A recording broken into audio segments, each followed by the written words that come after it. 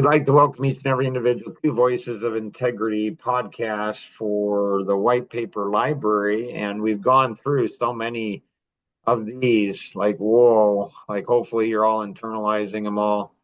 And we're going to go ahead and we don't even know where we're going to put this one, but boy, is this a good podcast. And it's Addicted to Lazy. And so the history behind this one's being worked on right now. The history behind this one is I am so tired of lazy people. I can't even put into words on how I'm fed up with it. I'm just fed up. Just fed up with it. So this white paper was conceived and birthed and raised out of massive amount of frustration. And cluelessness. Like, people are lazy and they don't even know it. And they surround themselves with a bunch of other lazy people. And then they think they're safe in their numbers, especially around me. And I actually kind of enjoy when a bunch of lazy people get together, because then I can vaporize them all at one point. Why are you giggling? I like the way you think. Well, we'll see at the end of this podcast if that continues to be the case. So this is a warning. This is not for this is the lazy person is emotionally insecure. And they use that insecurity as leverage to go ahead and be more lazy. You've offended me. You've made me mad. You caused me trauma. Like, it's never their fault. It's always somebody else's fault. Right. And so what's your thoughts on Addicted to Lazy? It's amazing when you, when I started reading in here, I'm like, wow. Like, it's true. And I found it true even in myself, some of the things. Can't really point out right now because I was reading a bunch of stuff at one time. And I need to stop doing that, actually. I need to start like reading it a couple days before and trying to internalize it to have an even better podcast, I guess. Well, I think it's a journey, especially with this one. All of them, they took decades. Right. To go ahead and come up with the thoughts that are coherent enough to put into words, and then more decades to figure out a visual, on this. What I find fascinating, Cheryl, is that I don't think lazy people, I think the very title of this is most people are not going to read it because they know intuitively that they're lazy. Okay, you look at it that way. I would look at it, they're not going to read it because they're going to think, well, I'm not lazy. I'm not going to worry about that. Does that make sense? Well, I think on a conscious basis, you're right. Okay. On a subconscious basis, lazy people are terrified of being exposed because they care about what everybody thinks about them, and they think they have everybody fooled, and they don't. True.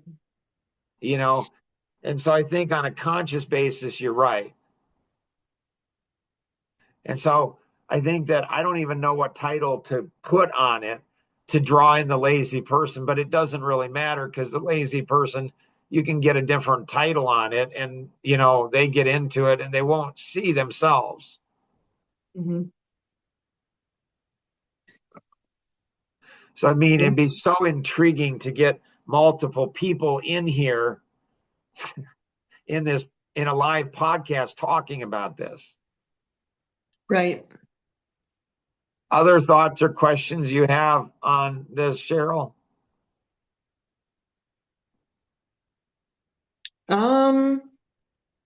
Not like offhand, no. I want to watch that video then. I didn't have time to watch it yet. I started and then I'm like, Cheryl means to say it wasn't a high enough priority. That's what she's meaning. He's trying to go ahead and use this as a training example, and she did a great job. That we should never ever say we don't have enough time, because it's a lie. It's lazy. It's a lie. Like we have 1,440 minutes every day, 10,080 minutes every week. It's so intriguing to me, when my kids would go ahead and say, Dad didn't have time to clean my room. I'm like, actually, that's a lie, kids. That's a lie. What you mean to say is it's not a high enough priority. Now, parents will call out children, but boy, do parents hate being called out. And so then they'd go ahead and learn, and then they'd say, okay, Dad, and roll their eyes like their mother, and they'd say, okay, Dad, fine, it wasn't a high enough priority. And I'm like, okay, well, let's take a look at your priorities then. Mm-hmm. And so it's so funny. Kids are just perfect. Like, you know, children with moms, it's like, why didn't you clean your room like I asked you to? And what they do is they give their mom something that their mom has a hard time counteracting. Oh, right. What does that mean, moms? Rosanna, Cheryl, what does it mean? What do I mean when I'm saying that? They would say, "Oh, I was doing my homework. Oh, Yeah, I was." yep. Doing my homework, or what's even more than that, I was helping make dinner, helping you out, mom. So kid, that's exactly right. Kernitha did that to me, on the Mark Baum podcast. She did that to me. She thought it was so cute. She hadn't read an article that would take 10 minutes to read. And she, I'm like, did you read this? And she said, no, I was preparing for my Sunday school class. Holy cow, did I use restraint on that for a little while. And then I just did I light that podcast up. And so, then, go ahead. and then what? Oh, I was yelling and screaming, and my face was red. People mistakenly thought I was, a Native American Indian because, I was, of that pigment on a warpath, So yeah, it's like I'm starting to go ahead and say, I'm so tired of being soft and gentle because it doesn't work. It doesn't work. It doesn't work. And so, Rosanna, your thoughts on this? I think as a mom, I was pretty lazy. Right? Because I didn't train my kids to do the things that they should have done. It was just easier for me to do it. Right. So Cheryl's sister, when she said, lazy moms do all the work. Man, I wish Cheryl's sister was around, 30 years ago. I wish she was around 30 years ago and said that. I wish I'd heard that. I wish that Rosanna had internalized that. Like, if some of you out there is like, you've been married to your wife for 40 years, you're supposed to go ahead and say, oh, no, you're not like that. No, you're exactly like that. So when you look at the mental disorders here, Mm-hmm. and you see the mental disorders, you can see the amiable panic attacks, passive aggressive stress, post traumatic. I heard of one wife that went ahead and her husband in a dream, he went ahead and exposed her, and she got mad at him the next day for a dream she had. Is that weird or what? Like, whoa. That is weird. Right? But the husband, he's a sharp learner Why? because he didn't realize that he could do that kind of stuff. Uh-huh.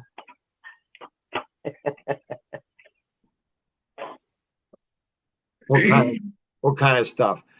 He didn't realize he could go ahead and, leverage his dreams to go ahead and be upset at his wife, to move his wife in certain places.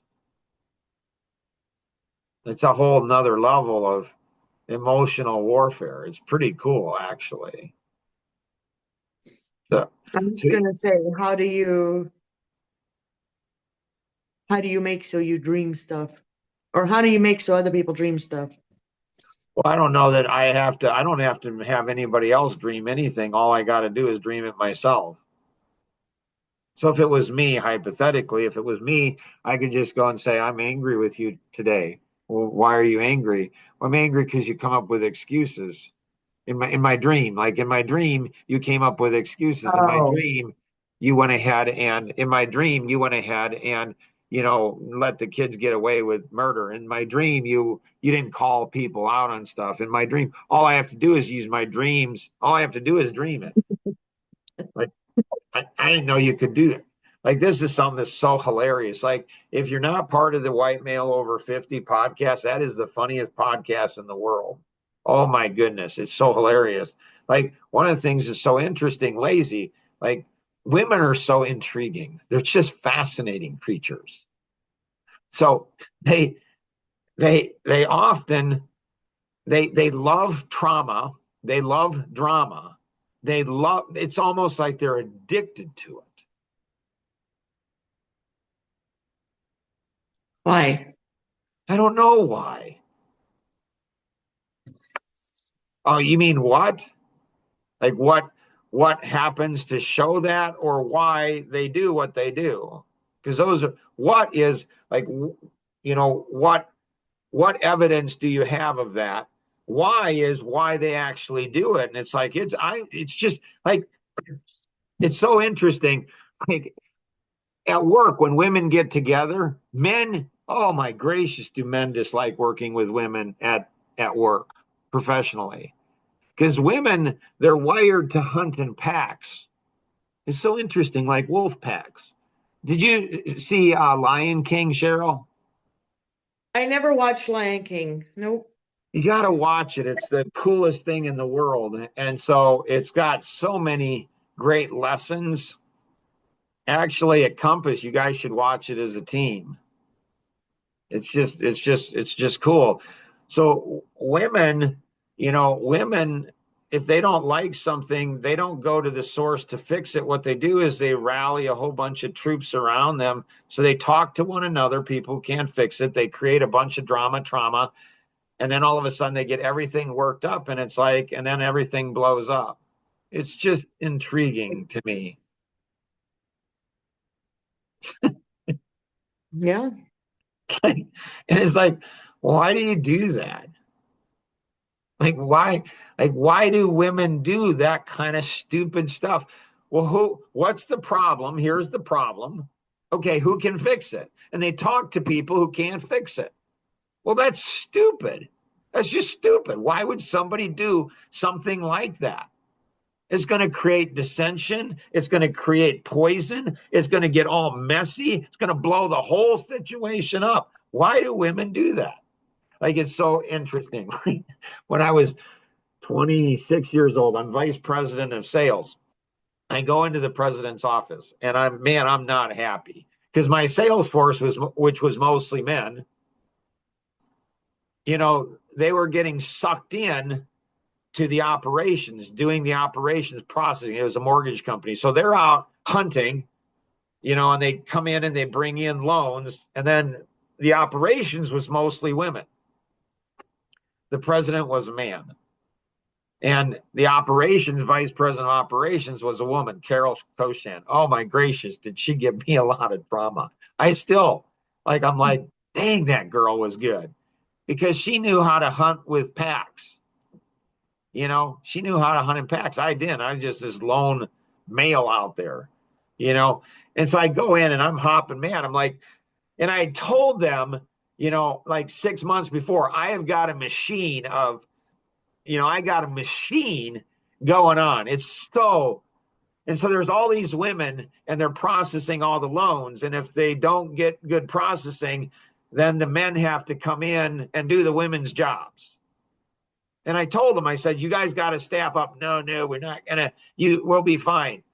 And then all of a sudden it happened exactly as I said.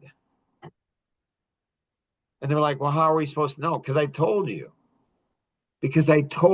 you didn't listen. It's Right. interesting. There was a woman that was pregnant, Wendy Kuzniar. She was pregnant. Great, loved her because she and I, exchanged services. Like we went ahead and I gave, she loved to shop and I didn't like to shop. And so she went ahead and had, there was a realtor, Fran Perrin. How do I know all these people's names? Like this is 40 years. Like this is crazy. I mean, it's just crazy. And she brought back, Fran was an older woman, probably in her 70s or something, very successful realtor. And Wendy went ahead and brought back like a silk scarf and gloves. I'm like, I don't know, here's the budget, $100, get her a gift. And she goes out and gets her silk scarf and gloves. And I'm like, yeah, I would have never done that. And I loved Wendy for that. I absolutely appreciated her so much for helping me out. And she loved me because it's like I didn't have direct report. Like she didn't have to do that. But she liked it and I enjoy it and didn't interfere with her work. Anyway, she got pregnant and I'm like, hey, do we have a replacement for Wendy? No, well, there's 6 months left. You do all like women, you do know that there's complications that happen in pregnancy, right? Well, no, Mark, it's going to be fine. And it wasn't. She had bed rest and then everything went chaos. Women are just, sometimes I just shake my head and say, like, what is wrong with you? So I go ahead and go in and man, I'm hopping mad. And I'm like, they're not doing this and this and this and this. And he says, just a second, stops me. And he says, let's get Carol in here. So the vice president, so he just immediately brought her in. Let's just deal with the issues. Let's just deal with what the issues are. There's actually businesses out there that have Christians that work for them. A lot of Christians, and man, what a mess that is, because they all think they're so self-righteous. They think they're so righteous. They think they're so whatever, followers of Christ, really. And they don't even do Matthew, 18. It's like you have an issue with somebody, go directly to that person. Don't go to your girlfriend. Don't go to your coworker. Go to the person you have an issue. And if that doesn't work, what are you supposed to do biblically? Take somebody with you. You take 2 to 3 witnesses. You take 2 to 3 people that can help to maybe sort it out. And if that doesn't work, then what do you do? And you take it to the church. You take it to the church, which in this situation is the whole group of people. Right. Oh, women hate that. Oh my goodness, do women hate? I love it. It's like you want drama? We'll give you drama. You want to go ahead and we'll give you drama. You'll go ahead, man. It'll go ahead and be like the Israelites. Like when God got in with them because they weren't thankful and grateful for what they had, man, he just stuffed the manna down their throat and they threw up. Like God knew how to deal with that kind of stuff. Yep. And it's weird because the amiable thinks that they're really whatever. Like I'm helping this. No, you're not. You're spreading poison. You just are. And so, but it's not, it's more complicated than that. And so, so I know that women, is it that they're afraid of me or they just know they're wrong? Are women lazy thinkers? Do they just go ahead and get men to go ahead and support them?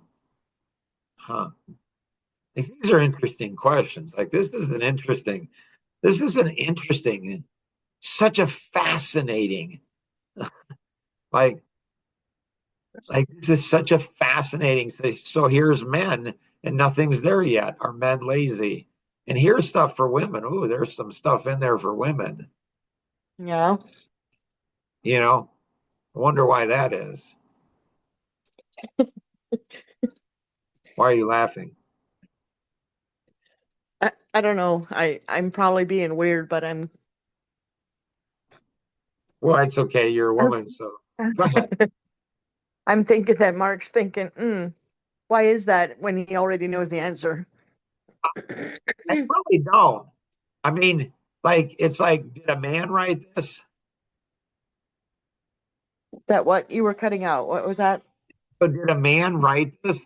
Is that why there's a bunch of stuff on women? Oh, you could think that. Right? Okay. Does it make it true? Not necessarily. Which is interesting, right? Yep. Intriguing. So did women read this? Yeah. How come there's nothing on there about men? Is it because women don't have anything on men, or women are just so lazy that they can't write? Like, why don't women go in and share something? Because they'd rather have the drama than solve the problem. They don't want to solve problems. They just want drama. They love it. They eat it for breakfast. It's the very essence of who they are. They don't want to solve problems. They just don't. I didn't find that out until about a year ago. Like 60 years old, finally, I'm like, my wife says she doesn't like conflict, but she actually does. She actually just she enjoys conflict like nobody's business. Like, man, Okay. there's a lot of stuff here on like there's a lot of stuff on educators. Like, wow. Like, and then there's a lot of stuff on pastors and religious leaders. Like, do you think you have a strong pastor, Cheryl? Do you I think, respect him or her? yeah. Yeah. Do you think Her? that they, No. what's that? Him. I don't Nothing. know. Him. I don't know It's a if your him. pastor is a her or him. No, it's a him. It's a him. Okay. So do you respect him? I do. Do you think that he's a strong man? I do. Do you think that you could ask him, any question? Yeah. So do you think that you're going to give him this white paper?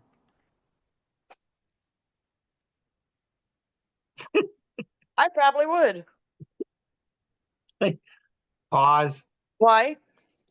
right? Why was there a pause?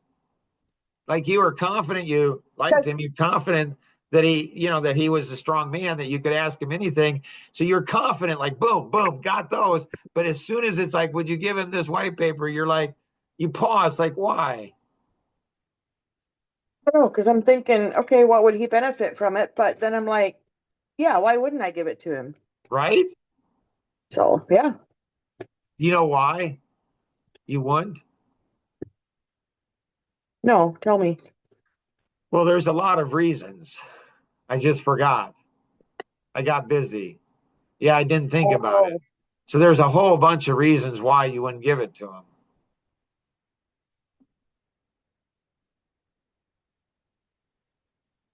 okay, maybe I need to read into this more and internalize it more. Which no, there is stuff in there about a pastor. Right. Right. There's stuff in there about a pastor.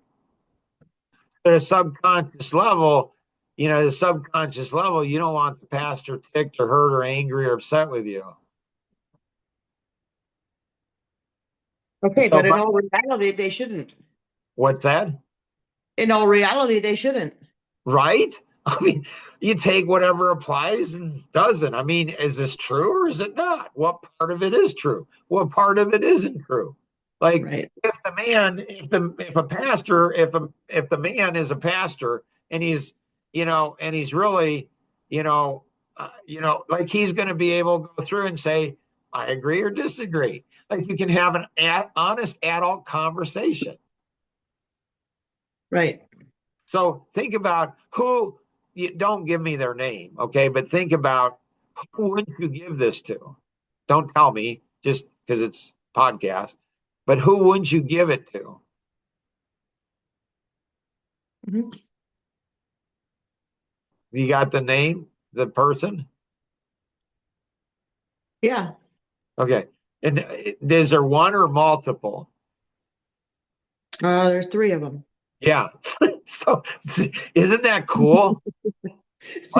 Like this is so cool. This is why I love playing with you, because you allow me to do things that very few people on the planet allow me to do. What's that? I don't know. Be myself, like, Okay. ask questions, be a little sassy, you know, like like you allow me to irritate you, like you allow me to push buttons, like you just allow me to be, I don't know, maybe who God created me to be. Like, I don't know. And so those three people, when you think about it, those three people probably are the three people you got to give it to. Yeah, that's what I read in here, and I'm like, huh. Maybe not. Like, right? I would rather just print it out and lay it out somewhere and See, pretend I forgot it. this is And what then, I'm talking about.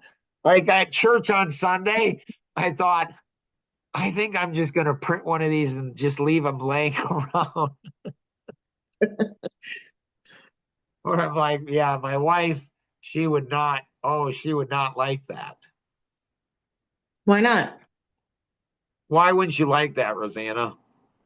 You mean if you printed one out and left it laying around? Yeah, why wouldn't you like that, Rosanna? Um, because then it would come back on us somehow. But there's nothing that's connected. There's nothing that says Mark Boersma or Rosanna Boersma. Nobody even knows who wrote this. Their website on it. No, I mean there's a bunch of websites, but none of it connecting it back to us. Mm. I understand what you're saying, Rosanna, and that would be my first thought too. But have you ever thought about, okay, so if it causes a discrepancy, maybe that person's guilty that they have to come confront you. She's not worried about the confrontation. I mean, she is, but not nearly. That's not the thing that's most fearful of to her is not the confrontation. And Okay. they won't confront because lazy people, men who are lazy are wusses. Right. They won't confront people. They'll go talk to somebody else about it. Right. True. We Yeah, just and learned. then get put out of the church again. I mean, they park a police officer's car every Sunday. They have a police officer's car in the parking lot. Why? It's to go ahead and create fear because Okay. because they're Don't afraid do that anything. somebody's going to come Don't in. do anything that's gonna hurt. Go Were ahead. you talking to somebody else or? I was talking to you. Okay. Yeah, no. It's weird. That's just the strangest thing. But women do that. Like once they start talking, they're not sensitive to they're not sensitive to, as somebody else. No, they just keep talking. It's just like I'm going to talk right over you. And Kernitha did that. Holy cow. Was that a fun video? Man, that was crazy. Like I asked her a yes or no question, then she was started talking, and then she says, "I'm answering your question." I'm like, "No, my question is yes or no." In the black community, is the white male over 50 responsible for all the issues in the black community? It's yes or no, Kernitha. It's not some long explanation. It's yes or no. Man, was that hard for her to come up with an answer? No. Like all the issues in the black community are not because of the white male over 50. But man, was that a hard. But she didn't answer yes or no. So she talked over me. Women do a lot of that.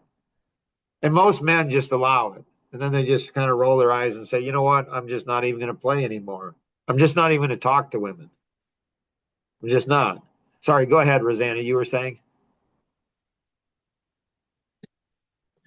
The police officers don't want anybody to hurt the pastors, and that doesn't necessarily mean physically. Interesting. Interesting. Wow. And she knows that. She's able to articulate that. So there's church shootings.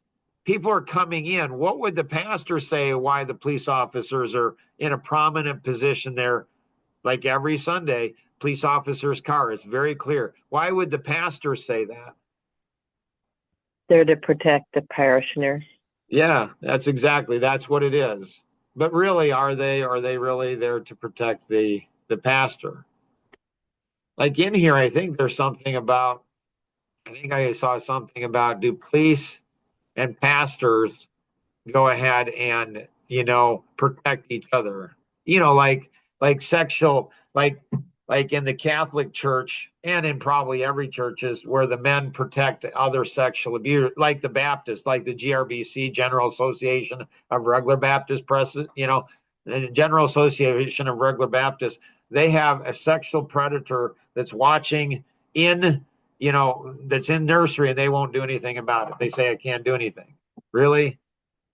And then they ignore it. It's just ignorance. It's just crazy.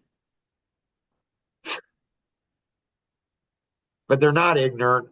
They're just stupid.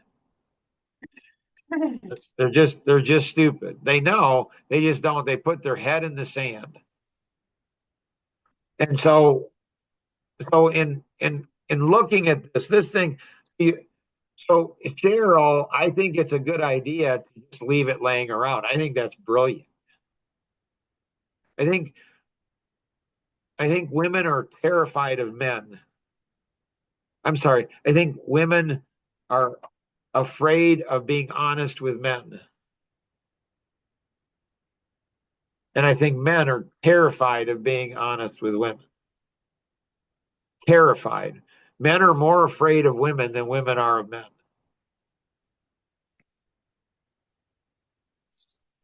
Why are women afraid of being honest with men?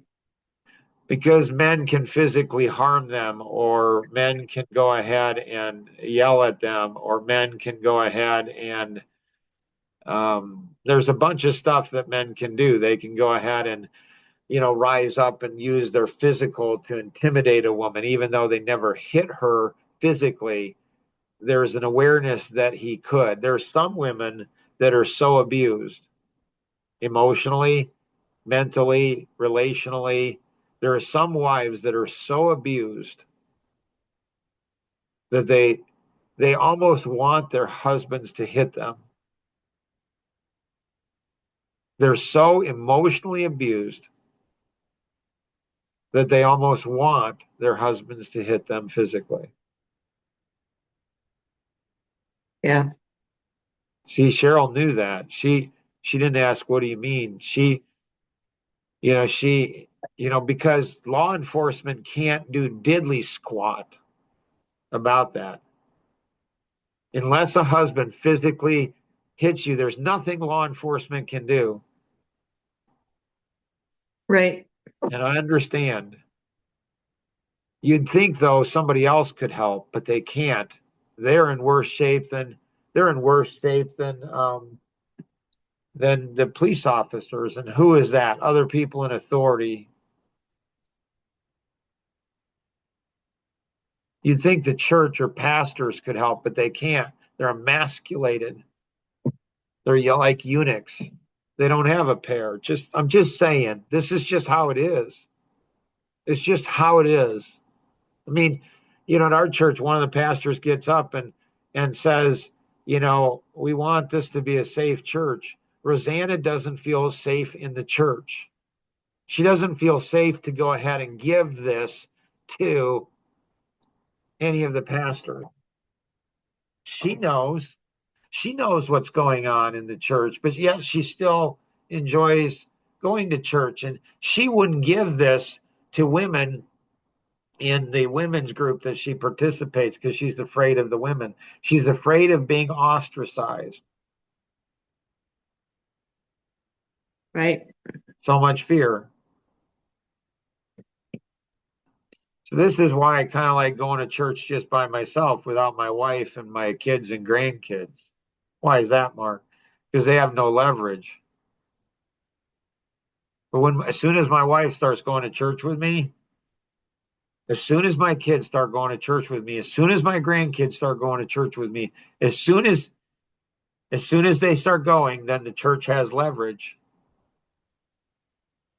What do you mean? So there's a book out there and it's called Why Men Hate Going to Church. Unbelievable book. I read it a couple years ago. I wish I'd have read it 20, 30 years ago. So when you look at pastors, pastors tend to go ahead and be analytic and amiable. I'm expressive, but a lot of them are amiable. Well, amiable personalities, 75% of them are going to be women. So amiable is just, it's more effeminate. It's a feminine stereotype. So I'm guessing that probably over 75% of pastors are going to be amiable as their primary or secondary. So they actually think like women. It's interesting. And they seduce, women from the front of from preaching. And so there's all these women that are out there and they're in the congregation and they say, wow, what a great guy. He's a spiritual leader. He's this and this and this. And he's this and he's so nice. And he says, if a woman's not happy, if mama's not happy, nobody's happy. And on Mother's Day, he comes up with this romantic, unbelievable thing. And on Father's Day, he beats the crap out of men, which again, I'm not opposed to. I think men need the crap beat out of them. But do women go ahead and need to be told and fed a line of how they're more caring than men? I don't think so. And how amazing they are? I'm not so sure. Or do women need to be told you're lazy? You're just lazy. But that's not how you get people to attend the church. That's not how you get people, that's not how you get people to attend the church and give money. You get people to attend the church and give money by telling people what they want to hear. You don't want messy. Okay, back to where we started this conversation about church. Yep. I'm not sure, did you say Rosanna's afraid? Whatever that word was. Yeah. Why? Okay, so why would you go to that church? All churches are like that. Every one of them. There's not one that's not. Okay. I haven't found one that's not like that. They're all like that. It's not a matter of if they're like that. It's just to what degree they are.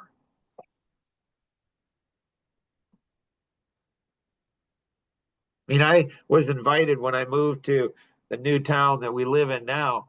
I was invited by 3 people to participate in a pastor's group.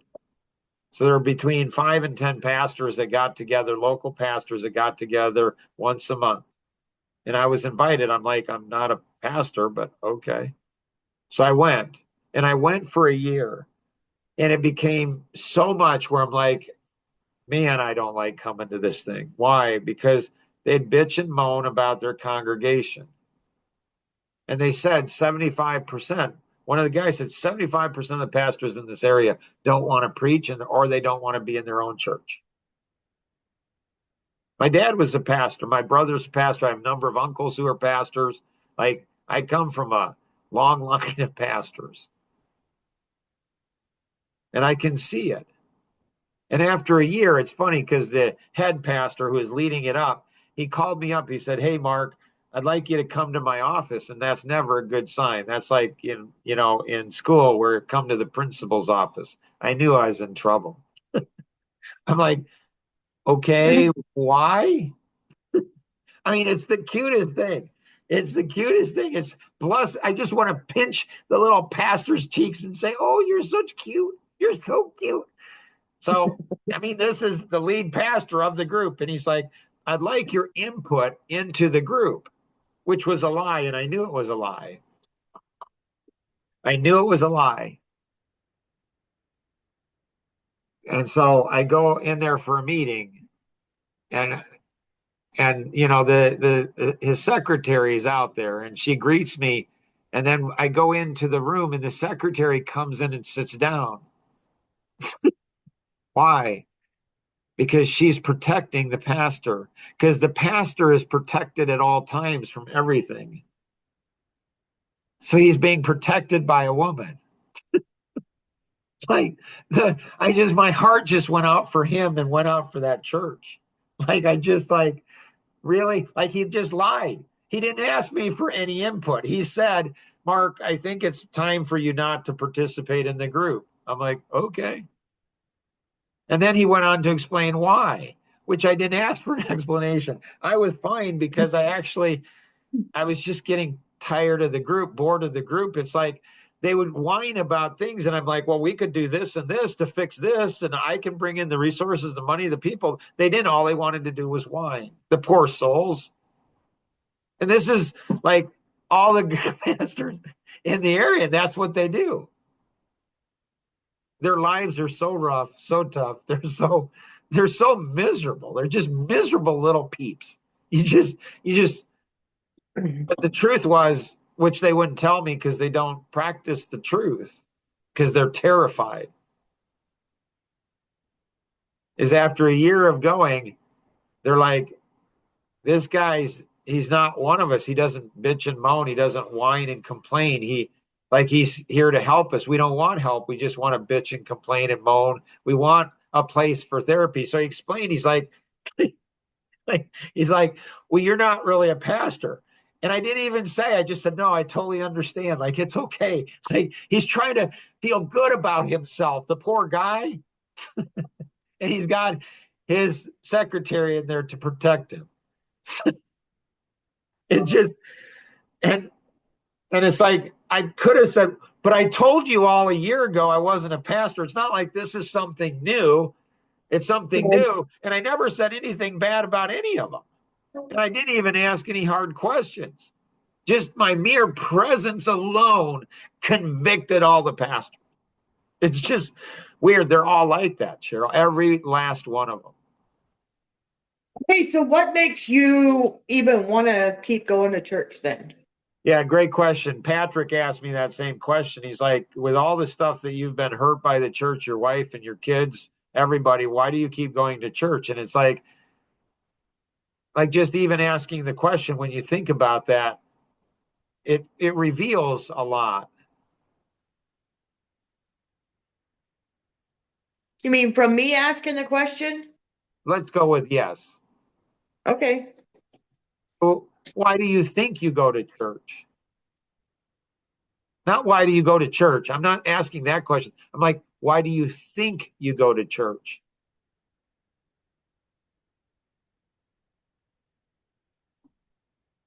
So you haven't thought about it a lot, or you're doing what a woman thing is, like, he's tricking me. Like, what's he? No, no, I don't think you're tricking me. I just, Like, why do you go to church? It's a simple question. I don't know. I go to church to learn about God. You think you go to church to learn about God. You think you do. Okay. Okay. Why else? What's that? What other reason would I want to go to church? Oh my goodness. It's to feel spiritual. It's to go ahead and to get a break. It's to socialize with other people. It's to go ahead and, it's like a drug den. You go and you get your weekly hit of morphine and dopamine and all kinds of stuff. It's an addiction.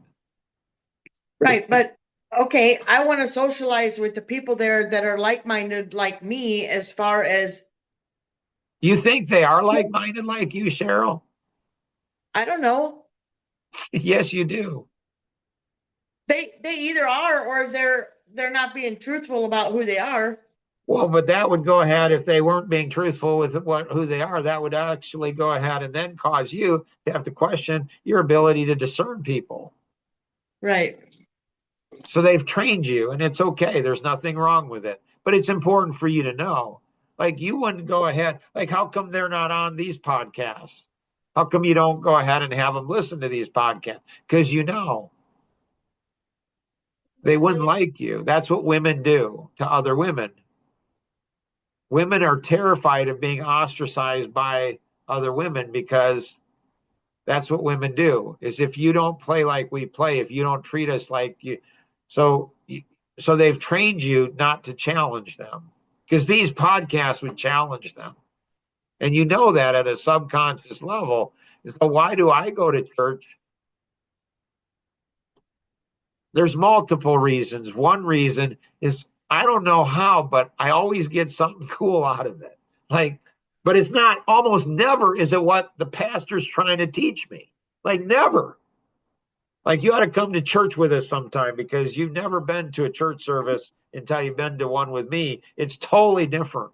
It's a totally different service, because we actually hang out afterwards and talk about, like, what's the message mean to you? What are we going to do with it? What a novel concept. Don't be just hearers of the word, but doers. But we don't talk about doing. We don't hold anybody accountable for it. The things that I can share with you are just insane. So part of it is I always get something out. It's crazy. I mean, I shared with you, it's when I journal. And then another part of it is my wife enjoys going. I'm not sure if it helps her or hurts her. Another part is discipline. Another part is an example.